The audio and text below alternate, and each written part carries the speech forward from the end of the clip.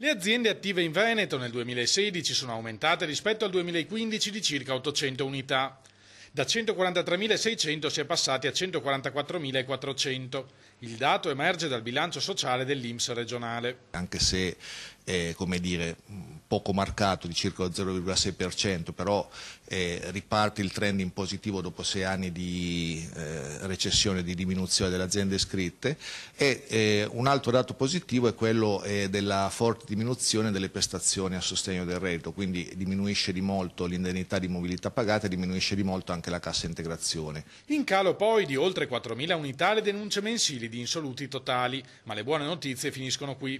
Pesante la diminuzione di lavoratori autonomi che ha portato nell'ultimo anno ad avere 4.500 artigiani e 2.000 commercianti in meno. È il segnale, affermano dall'ente di previdenza, che ormai è diffusa la preferenza verso il lavoro dipendente e che il tirocinio non si pratica più con relativa perdita di competenze. In aumento vertiginoso anche le richieste al fondo di garanzia per i TFR, una prestazione erogata dall'INPS ai dipendenti delle aziende che sono fallite. Questo è un segnale che la crisi ancora un pochettino morde, nel senso che continua quest'onda di fallimenti delle imprese in regione.